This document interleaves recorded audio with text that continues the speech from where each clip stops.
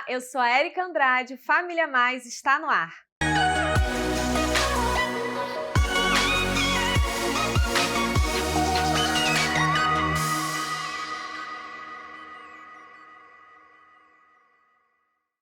Família Mais de hoje é especial Mês da Mulher com uma mulher incrível, abençoadora.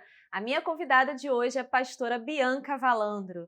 Ela é psicóloga, consultora imobiliária, mãe do Lucas e do Gabriel, pastora e esposa do nosso pastor Josué Valandro, com um bate-papo hoje muito abençoador falando sobre como ser a mulher que edifica o seu lar. E uma dica da Ana Nóbrega. E você, que quer ficar por dentro de tudo que acontece no Ministério da Família, é só seguir a gente nas redes sociais. Nosso Instagram é Ministério da Família IBA. E há também o devocional para toda a família no nosso Telegram. Mas antes, vamos à reflexão do dia. Celebre o processo. Pode levar um tempo para você ver as mudanças em sua mente. Acho que há uma razão pela qual Deus levou 6 dias para criar o mundo em vez de um dia. Ele queria nos mostrar como passar pelo processo da mudança. A cada dia que realizamos algo, mesmo que pequeno, é preciso comemorar. A renovação da mente acontece quando celebramos pequenas vitórias e focamos no que há de positivo, mesmo que o processo não esteja finalizado. Celebre a cada dia suas pequenas conquistas e não foque no que ainda te falta.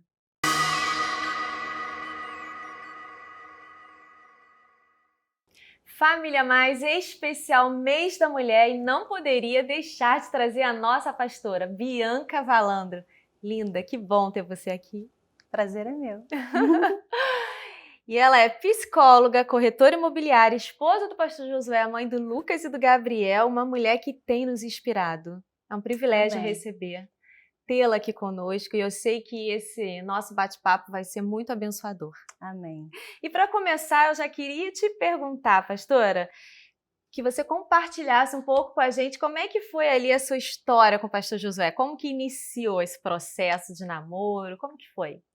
Nós nos conhecemos no retiro da Convenção Batista Carioca, em Areal. Eu tinha 18 anos, ele tinha 21, e nós nos vimos lá pela primeira vez, e lá começamos a namorar.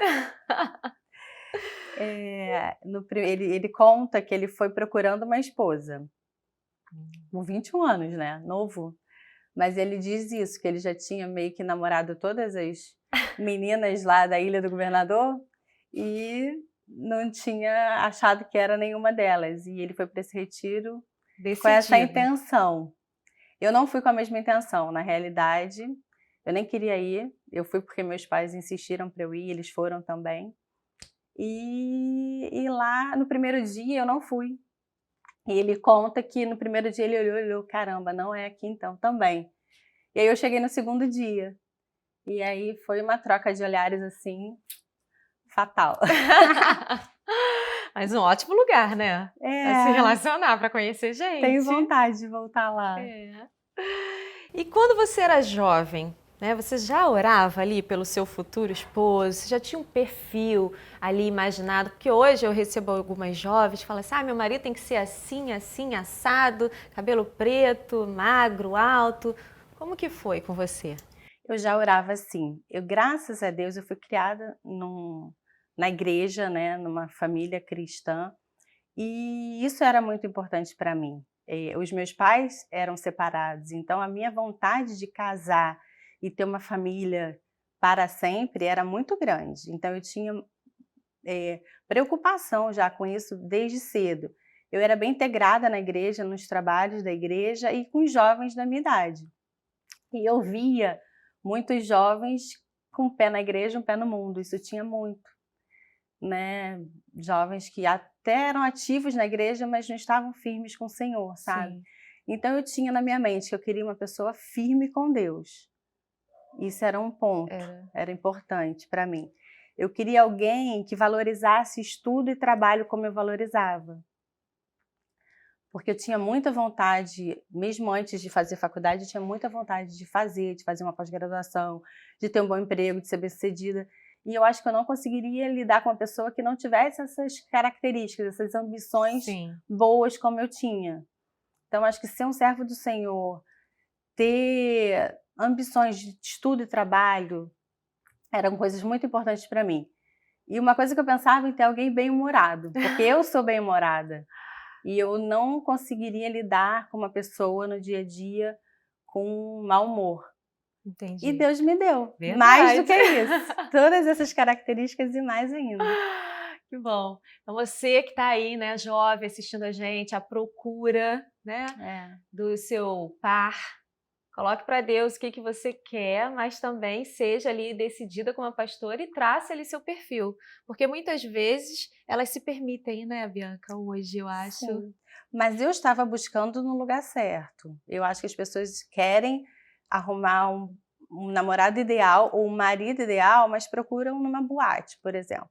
Mais difícil você achar esse cara lá. Verdade. Então, eu acho que a gente tem que estar no lugar certo, procurando a pessoa certa. Que dá certo. Que aí dá certo. E pastora, como o relacionamento de vocês é um modelo ali para tantos jovens, por isso que eu estou insistindo, né, nessa época de namoro, nós vemos tantas meninas, meninos carregando ali tantas marcas e experiências ruins por causa das suas escolhas, né? O que você, com a sua experiência, poderia dizer para os jovens que estão assistindo a gente agora? Que não abra mão do que é correto, do que é coerente, do que é justo, do que é digno para você. Se você tem esses princípios bons com você, você não abra mão. Eu só tive um namorado antes do Júnior. Ele é Júnior para mim, tá? E esse único namorado, que era da igreja, mas ele começou a bater de frente com minha mãe, porque eu era mais jovem, minha mãe era super preocupada, não deixava eu ir para qualquer lugar, chegar a qualquer hora, e ele não entendia isso. E ele começou a ter brigas com a minha mãe, discussões com a minha mãe por conta disso. Então, isso foi uma coisa que eu não abria mão. Eu gostava até dele, né? Eu já estava namorando, estava gostando. Mas eu não achava justo, coerente com aquilo que eu pensava. Eu sempre fui filha de honrar muito pai e mãe. Sim. Então, eu terminei esse relacionamento por conta disso. E graças a Deus, porque eu estava liberada depois para conhecer o meu futuro marido. Sim. Então, quando a gente abre mão, ele está tratando minha mãe mal, mas eu vou continuar, vou tentar porque eu gosto. Geralmente não dá certo. Quando o namorado grita, pega pelo braço, fala mais alto, ele vai fazer isso depois de casar. Não pense que melhora, porque não melhora, só piora. Essas coisas ruins, elas pioram. Então, se você acha que isso não é digno para você, sai fora. Então, não abra mão da sua dignidade, da sua coerência, da justiça, daquilo que você pensa como um princípio básico.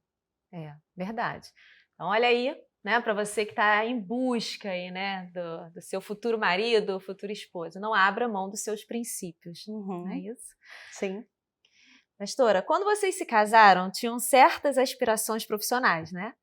Você era bem-sucedida profissionalmente, ele também, e que ao longo do caminho foram mudando até o pastor se tornar o pastor Josué.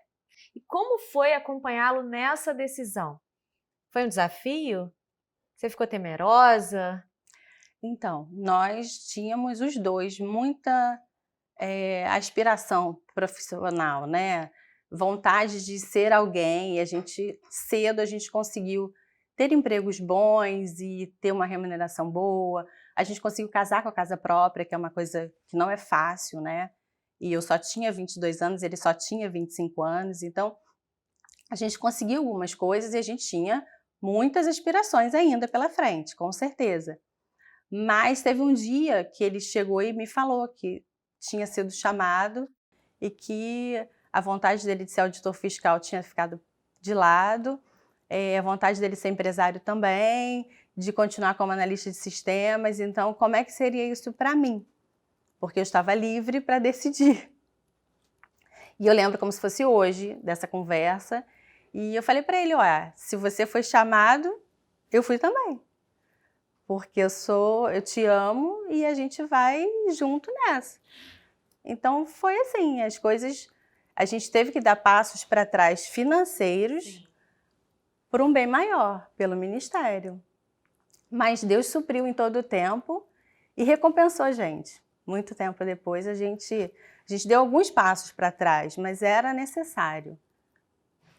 Olha a importância ali, né, de estar em acordo. Você conseguiu ouvir ali através dele, né, Deus falou através dele, e você em nenhum momento ficou ali inseguro e falou, tô com você. Não, fiquei, até porque a gente estava namorando. Sim. Né? Nós namoramos 4 anos. Você tinha opção ali, né? Eu poderia, não é para mim. E eu falei, bom, se você foi chamado, eu fui também. Então a gente está junto nessa. A importância das escolhas. Sim. Né? E depois também de não se arrepender, porque a gente também, acompanhando ali casais jovens, a gente ouve muito dizer, ele quis isso, né? E aí eu fui. Não, não é isso. Então é bem prudente que saiba exatamente o que quer. Sim, eu sabia o que eu queria. Agora, nós demos passos de fé. A gente estava debaixo da autoridade do Senhor. Sim. A gente estava entendendo, tendo discernimento do que o Senhor queria para as nossas vidas. Foi uma ótima escolha, né? Foi sim. E o pastor Josué sempre diz com muito amor, né, que vocês são amigos. Todo mundo sabe o quanto ele te admira, o quanto ele te ama e o quanto ele expressa isso. E você acha que hoje os casais estão perdendo essa conexão, que é tão fundamental ao longo de um casamento? Quantos anos vocês estão casados hoje? 26. 26 anos de casado. Seus olhos ainda brilham, né, quando fala dele. Muito, muito. Sinto borboletas no estômago. E aí, o que falta então para esses casais hoje? Então, nós somos muito amigos, ele é o meu melhor amigo, eu sou a melhor amiga dele, é óbvio.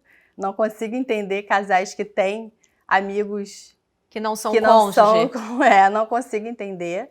Ele tem que ser, ele é desde que a gente começou a namorar. E a gente se dá muito bem, mas com certeza. E eu consigo ver as necessidades dele como Josué sozinho, como pessoa, como indivíduo. Ele consegue ver as minhas. E eu compreendo isso. A gente ama estar junto, a gente ama ver filme junto, é o que mais a gente faz junto, né? Ver filme, ver série, a gente ama estar pertinho do outro, sair, mas eu amo saber que ele está jogando bola com os amigos e ele está feliz por isso, faz bem para ele. Ele volta melhor. E ele sabe que eu também gosto de sair com umas amigas para almoçar, ou ter o meu tempo de treino todos os dias. Então, a gente consegue se alegrar com que o outro se alegra. Isso eu acho importante e acho que está faltando. Os casais estão competindo, a gente não está numa competição, a gente é uma equipe. Sim, verdade. A gente torce um pelo outro, e se ele ganhar, eu ganho, se eu ganhar, ele ganha. É verdade. Então eu acho que é isso que está faltando. Então essa é a conexão que falta aí. Você consegue respeitar a identidade dele, a individualidade dele. Mesmo sendo casado, mesmo que a gente saiba que se torna um só. Nós somos um só, mas ele tem individualidade dele. E ele ama futebol, e é um lugar que só tem homem. E por que eu vou brigar? Ele vai toda semana.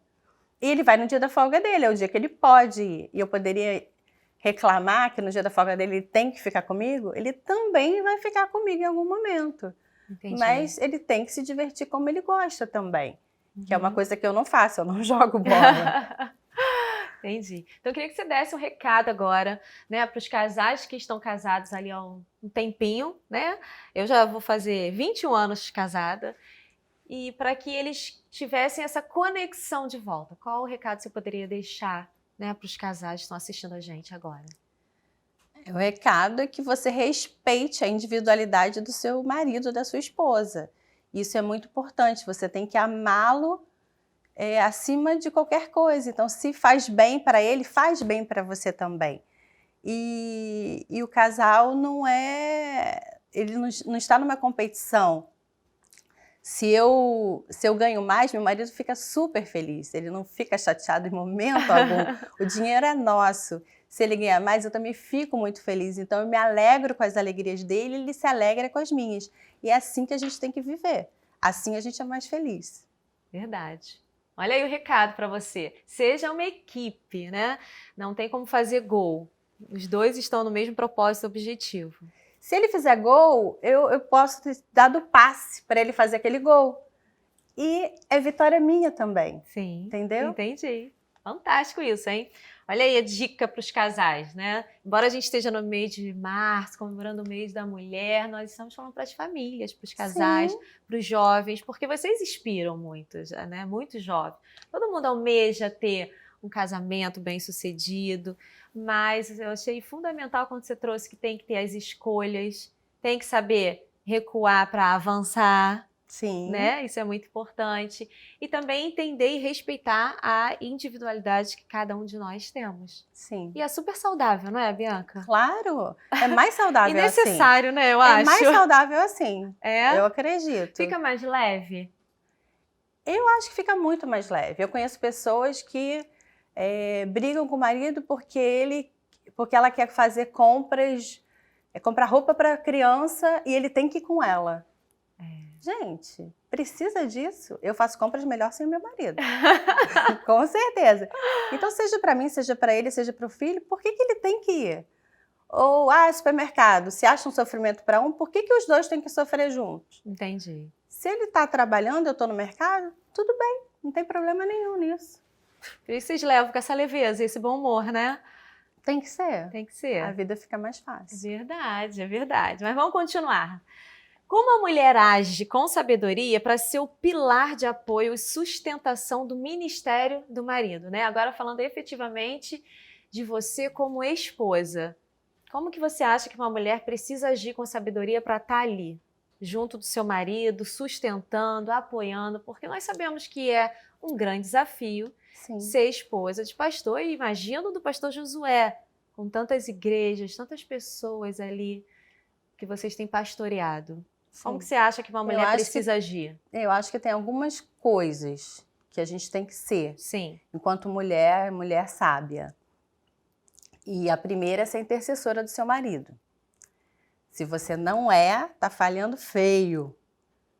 Você tem que ser intercessora. Se eu não orar pelo meu marido, quem vai orar? Eu tenho que ser a primeira pessoa a estar dobrando meu joelho e orando por ele. Então, primeiro ponto seria isso. Ser intercessora dele.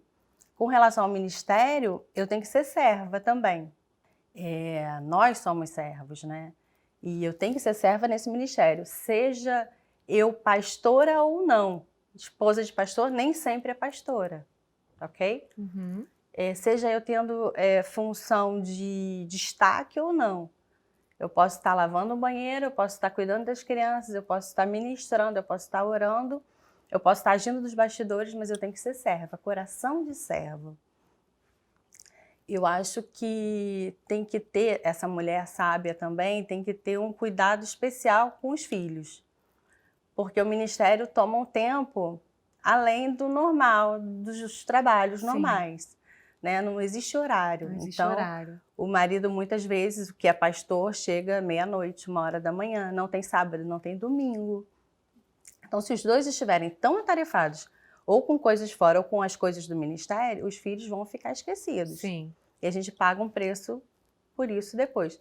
Claro que não existe receita, nem garantia de reconhecimento dos filhos e nem que eles vão dar certo ou não. Não existe essa garantia. Para ninguém, né? Para ninguém. Mas eu tenho que ter minha consciência tranquila que a minha parte foi feita. Entendi. E que eu fui presente na vida deles. Uma outra coisa que eu acho importante é ter uma administração equilibrada financeira. Por quê? Porque eu acho que porque o pastor, o ministério, não consegue preparar uma mensagem, cuidar de pessoas, se ele está com uma dívida enorme para pagar. Entendi. Então, as pessoas às vezes vivem, isso são todas as pessoas, né? Com o que não tem. Gastam além do que podem gastar. Sim. E se embolam em dívidas. E ter essa administração equilibrada é saudável para a família, para o ministério. Você não consegue ficar preocupado com conta, com o que tem que pagar, com o que já venceu, com alguém batendo na tua porta te cobrando, ou pedir dinheiro a pessoas da igreja, que eu acho um horror. Você não consegue levar um ministério tranquilo dessa forma. Entendi. Então, eu falei que tem que ser intercessora, tem que ser serva. Ter equilíbrio financeiramente. Cuidado especial com os filhos. E tem que ser a amante que seu marido precisa. Uau! Amante que seu marido precisa. Tem gente que acha que não tem nada a ver, mas eu acredito que tenha tudo a ver. Sim. O sucesso do ministério, ele está relacionado a uma vida sexual feliz. O homem, que é pastor, ele está o tempo inteiro lidando com muitas pessoas. Verdade. O tempo inteiro sendo provado, o tempo inteiro sendo tentado. Sim. E ele precisa estar bem em casa. Precisa ser suprido, né? Suprido, bem suprido. Sim, bem suprido, bem né? suprido. Quem está com fome come qualquer coisa. Então, existem mulheres que fazem chantagem sexual, isso está super errado. E assim, meu marido diz que nenhuma mulher nunca deu bola para ele, nunca falou de forma escancarada nada. Eu acho que isso tem muito a ver com a postura do homem. Sim. Também, óbvio. Mas existem as mulheres que são... Atiradas. Atiradas demais. É verdade. Né? Então existe isso e a gente tem que entender e tem que estar certa de que você está fazendo o seu papel bem feito. Entendi. Eu acho que juntando todas essas coisas fica muito mais fácil o ministério ser saudável, ser leve, né? eficaz. Prazeroso. Isso. Olha quantas dicas preciosas aqui a pastora Bianca está trazendo para você, não só sendo né, esposa de pastor ou pastora, mas sendo mulher. Eu achei fantástica essas dicas, né? Eu não sou pastora, nem sou esposa de pastor, mas achei sensacional, né? Sensato e realmente precisam ser colocadas em prática. Sim. Essa é a verdade. Interessante quando a gente estava conversando, que era a minha curiosidade, mas eu já sabia a resposta. Lembra que eu te perguntei? Eu perguntei assim, né? Pastora, antes de você ser pastora, né?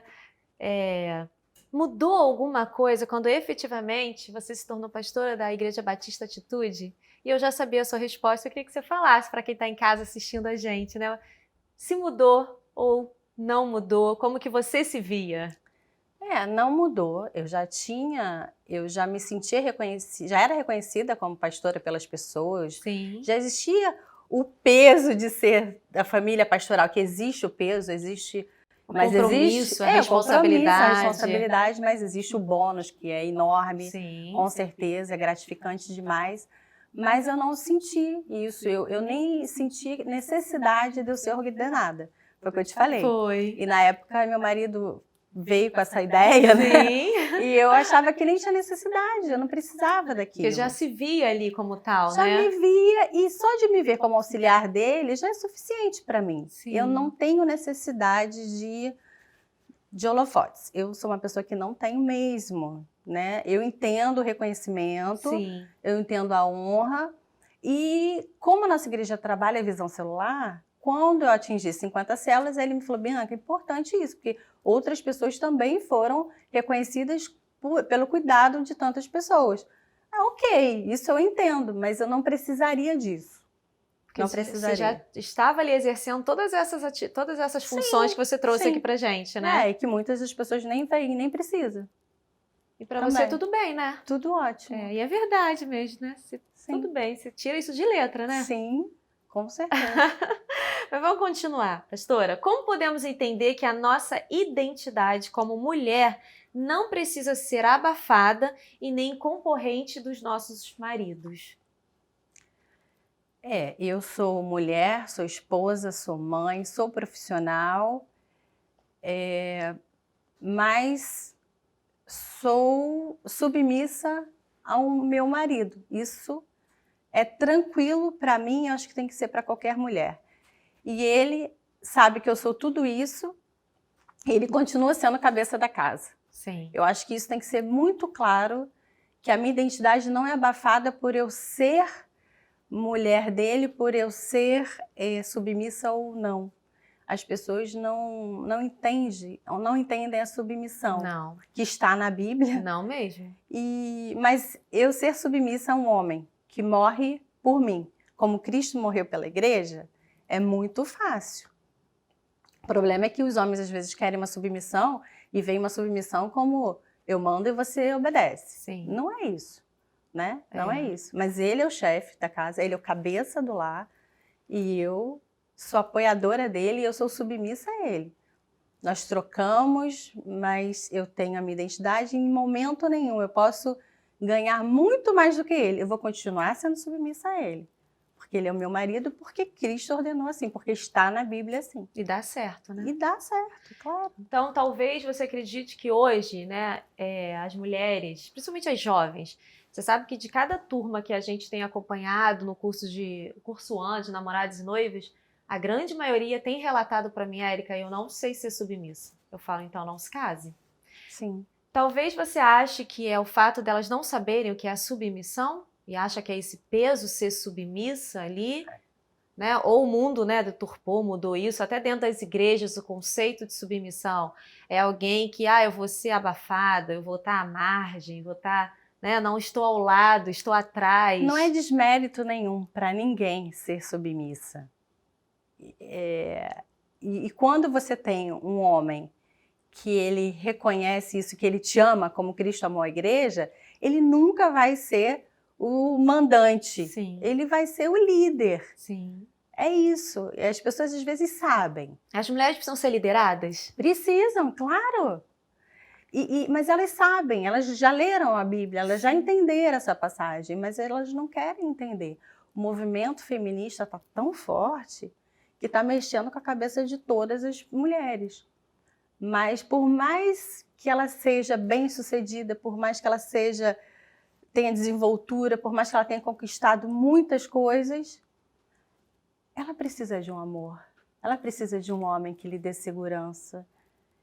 Então, precisa dessa liderança. Precisa dessa liderança. É. E eu digo que é muito fácil quando você é submissa de um homem que entende qual é a missão, porque submissão está debaixo da mesma missão. Mesma missão. Não é? Talvez seja isso. Eu acho que estão em missões diferentes ou em propósitos diferentes e acham que vai ser um peso se casar e ser submissa àquele marido. Sim. Pode ser, né? Pode ser. E volta a ter o problema da competitividade, da rivalidade, que existe em muitos casais. Eu não quero ser submissa porque ele é meu rival. E não é. Não é. Ele é meu parceiro. Parceiro, verdade. E você bem trouxe aqui, né, o movimento feminista, que a gente já tem, inclusive já tenho ouvido até de algumas meninas, né, cristãs, se dizem cristãs, mas que são feministas. Hoje elas queriam tanto provar que elas podiam chegar onde elas chegaram, porque as mulheres estão em todos os lugares, em todos os cargos, né, ali. E por que você acha que elas precisam tanto dessa autoafirmação de estar ali competindo, de achar que tem que ser alguma coisa, Bianca? Olha, a mulher quis conquistar o espaço e ela conquistou. Parabéns, eu acho lindo. Eu comecei a trabalhar com 19 anos.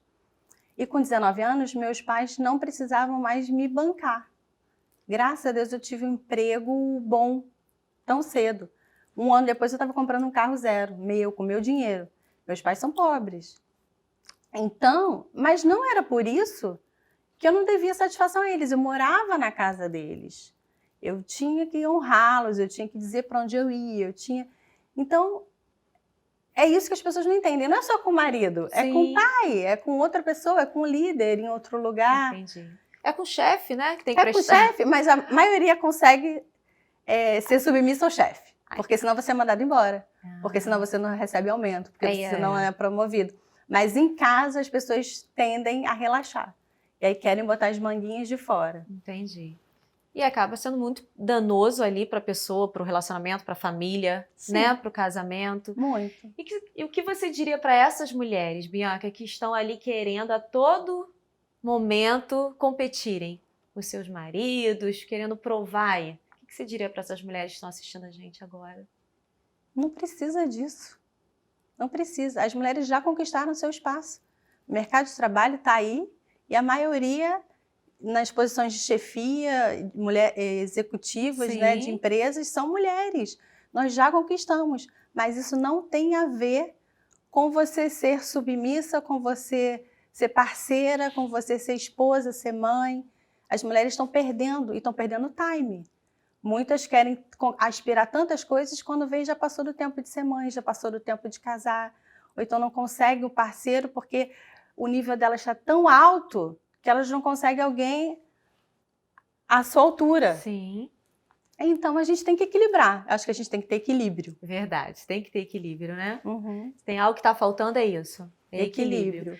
Eu penso também, Bianca, que talvez entender o seu papel. Nós exercemos papéis. Como você bem Sim. trouxe, quando você era filha, mesmo sendo bem-sucedida, você se comportava como filha, Sim. né? Quando você começou a ser esposa, você entendeu que você tem que se comportar como esposa. Talvez seja isso que esteja faltando, ter esse entendimento dos papéis. Existe uma inversão de papéis. Sim, sim. E eu creio, acho que você está certíssima. Não é? Isso aí. Mas vamos lá, pastora Bianca, quais conselhos você pode passar para os casais que neste tempo de pandemia, um adendo, né? Eu digo que permanecer casado depois da pandemia não se separa mais, não é isso? Porque está sendo bem desafiador para todos nós. Mas quais conselhos você poderia deixar aqui para todos os casais que estão passando, né, por essa crise?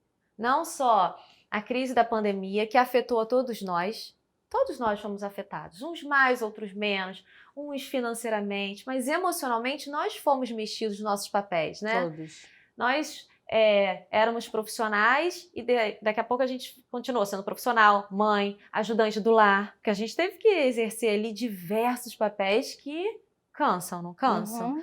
Mas e aí, para os casais que estão assistindo a gente, quais conselhos você daria? Eu acho que um principal é que você não tome decisão precipitada. A pandemia afetou todos nós, ao mundo inteiro. Existe uma crise instalada. Sim. E ela nos afetou emocionalmente, sem sombra de dúvida. Seja porque você fica 24 horas com seu marido, em home office os dois, e não é fácil, você estar o tempo inteiro lidando com a mesma pessoa. Seja porque você tem filho, e seu filho está estudando em casa, e você, além de cuidar da casa, você tem que cuidar, ser professora, ser explicadora. De repente você não tem mais a sua secretária, a sua ajudante, e aí você também tem que trabalhar em casa. De repente a pessoa perdeu o emprego, ou o seu salário caiu pela metade. Todas essas coisas aconteceram, e todas as pessoas foram afetadas de alguma forma. Difícil você ver uma família que não passou por uma situação dessa, que a gente falou aqui. Então a crise não foi só na minha casa, não foi só na sua casa, nem foi só no Brasil, foi no mundo inteiro. Todo mundo está passando por isso. A gente tem que entender que está todo mundo mexido emocionalmente. E outra coisa, quantas mortes a gente já viu de pessoas próximas? Sim. Isso mexe demais com o nosso emocional. Sim.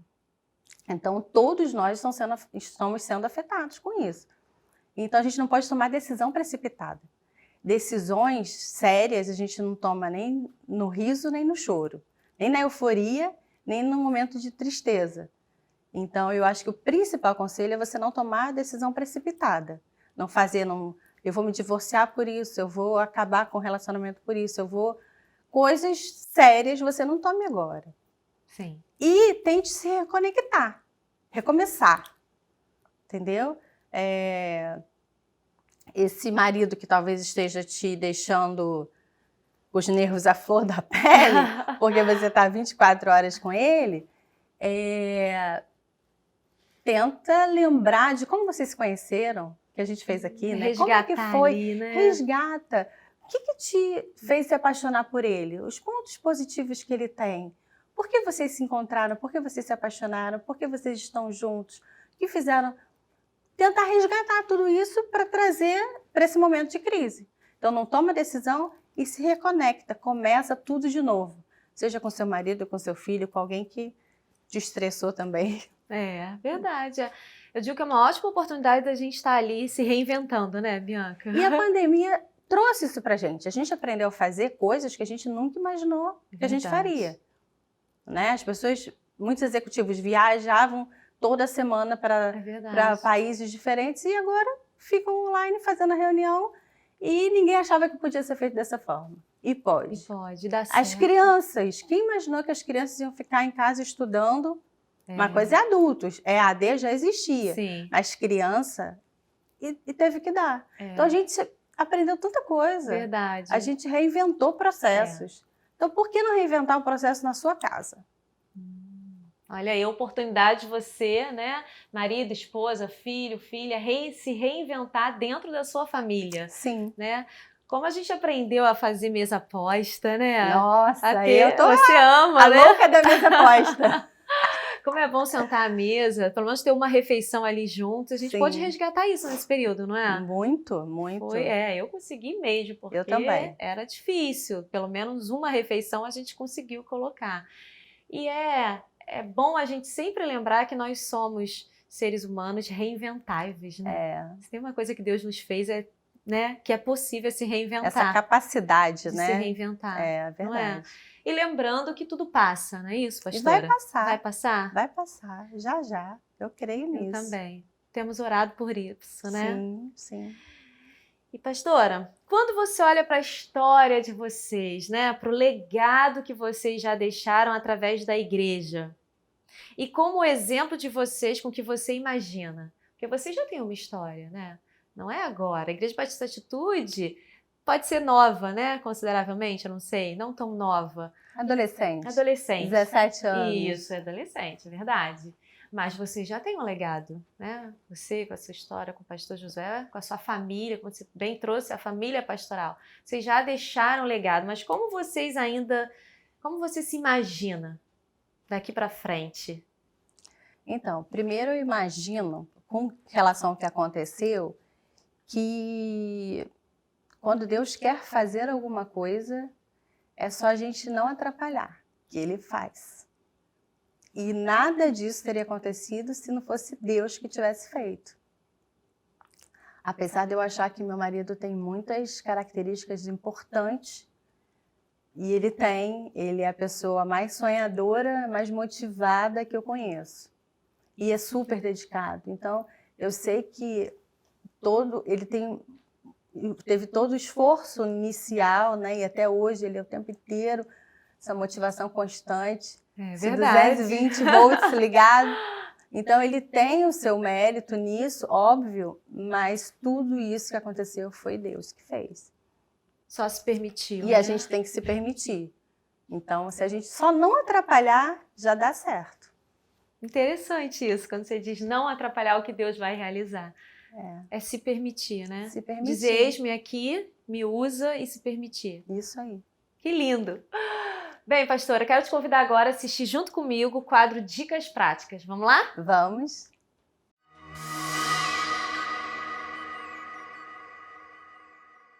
Oi, gente, eu sou Ana Nóbrega. Eu tenho uma dica muito legal para vocês como família. Olha, eu trabalho viajando muito, né? Quem me conhece sabe, eu e meu esposo, a gente está sempre viajando muito e quando a gente volta para casa, a gente tem o dia do nadismo. Sabe o que é isso, gente? Para fazer nada.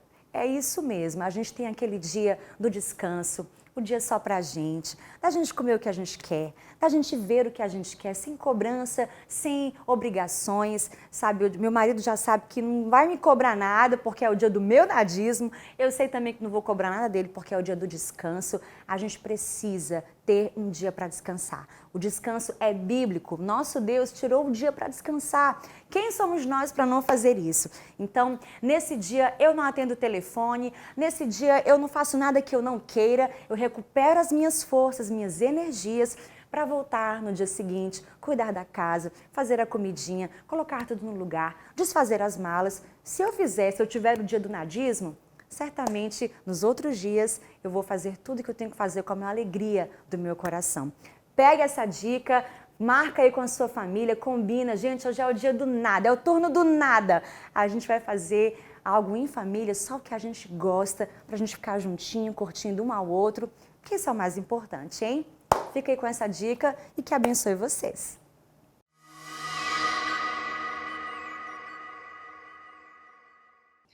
E aí, pastora, o que você achou dessa dica da Ana Nóbrega? Eu achei ótima, só não consigo viver isso. Um dia de nadismo? Não, um dia é muita coisa. Lá para casa, um dia é muita coisa. Existe o dia da folga, mas esse dia ele é dividido em várias partes. Então a gente tem um tempinho, geralmente é uma noite. A noite da segunda é nossa.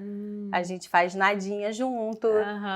Mas não tem como ser um dia inteiro. Mas eu acho perfeito quem consegue fazer isso. Sim. O importante é ter um tempo de qualidade com o seu cônjuge. Esse é o importante. Com o seu cônjuge, com a sua família também, né? Importante, super necessário, né? Eu digo que tem que ter o dia do casal, pelo menos, né? Se é um almoço, se é um jantar, se é um... Eu acho que tem que ter o dia do casal e eu acho que tem que ter o dia da família também. Sim. É porque hoje você tem uma realidade de filho pequeno. Então, você sente muita falta de estar sozinho com o Douglas. Eu já estou em outra fase. Eu sinto falta de estar com os meus filhos juntos também.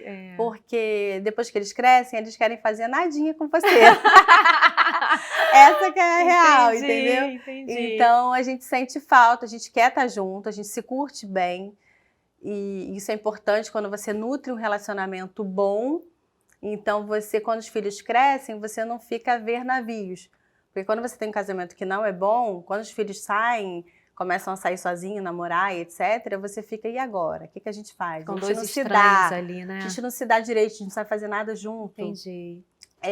Então, isso acontece muito Verdade. na fase que eu estou. Graças a Deus não é o nosso caso. A gente se dá muito bem, a gente ama ficar junto, sozinho, viajar sozinho. Eu vejo, mas viajar em família também, Mas né? viajar em família também. E sair junto para jantar os 4. A gente ama também fazer isso. E eu amo e eu prezo por isso. Ou fora ou em casa, né?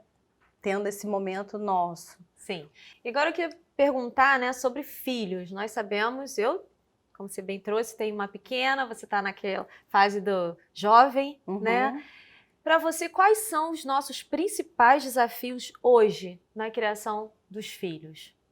Eu acho que existe o principal desafio, que é você blindar os seus filhos dos ataques e das ideologias do mundo.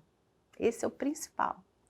Eu passo, você já está passando provavelmente, porque existem ideologias nos desenhos. Verdade. Existe ideologia no colégio, e existe ideologia na faculdade, no ambiente de trabalho, nos programas de TV. Então, você blindar eles desses ataques é o maior desafio. É você ter ensinado tudo que você acredita e de repente vira um professor universitário e fala totalmente ao contrário e o seu filho ficar num dilema entre o que ele acredita. Então, eu acho que esse é o maior desafio, sim. Imagino. E assim, a gente não tem o que fazer, porque como que eu faço uma pessoa pensar o que eu quero que ela pense?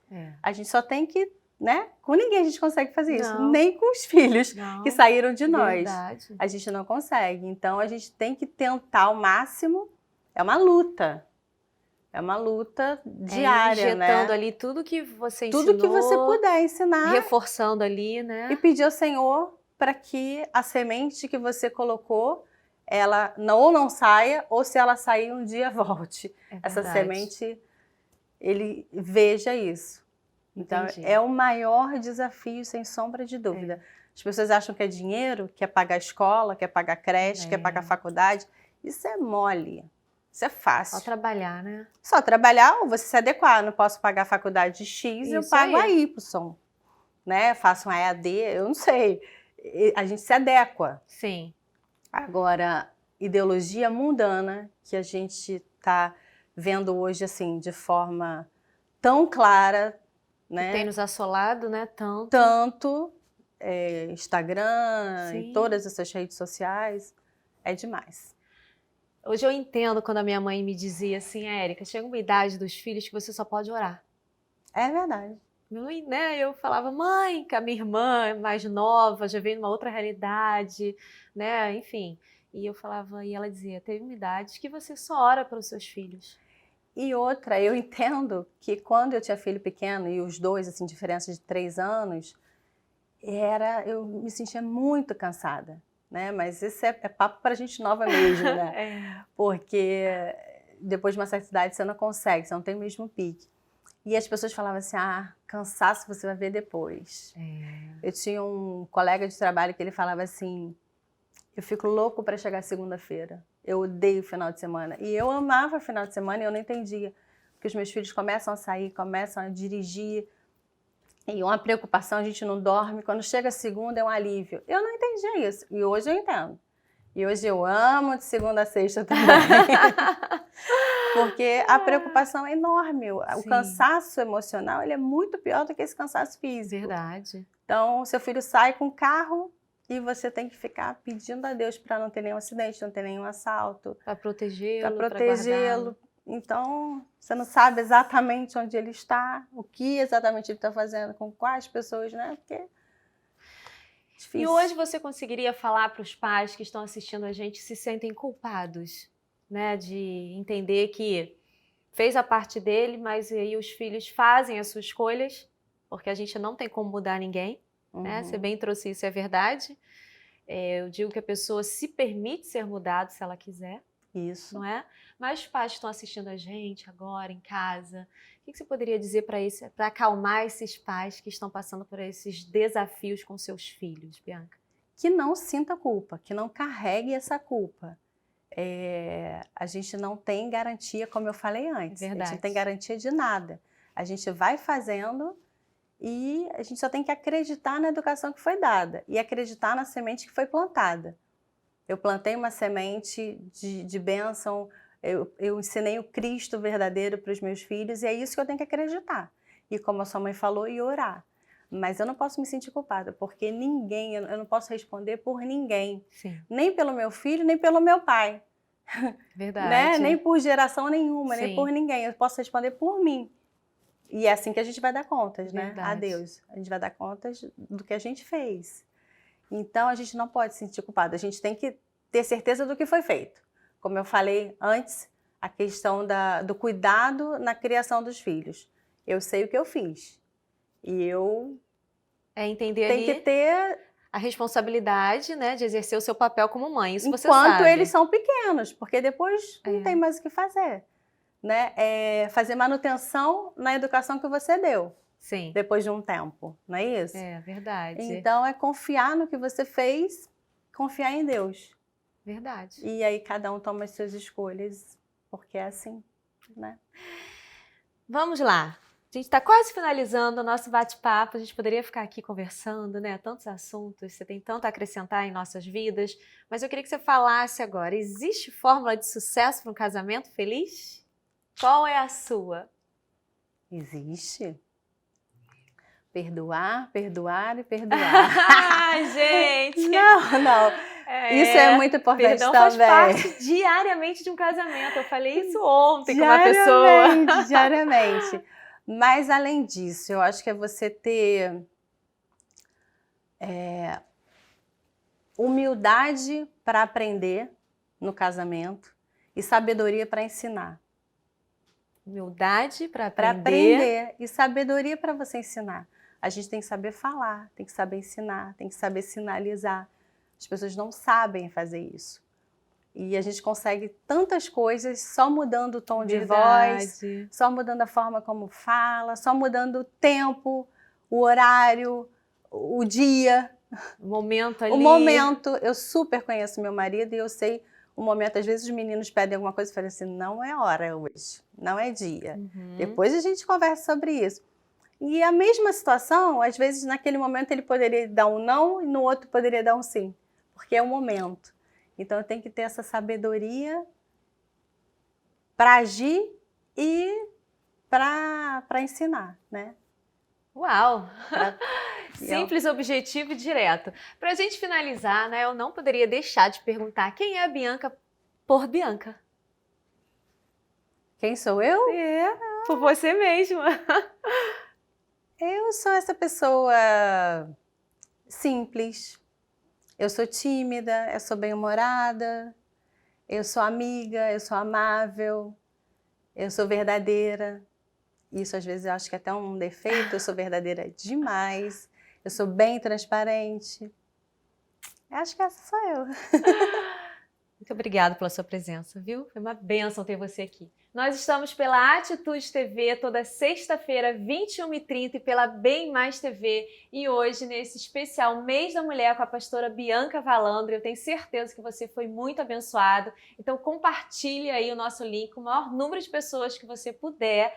Segue a gente lá no Instagram, Ministério da Família IBA, e fica por dentro de tudo que acontece no nosso programa.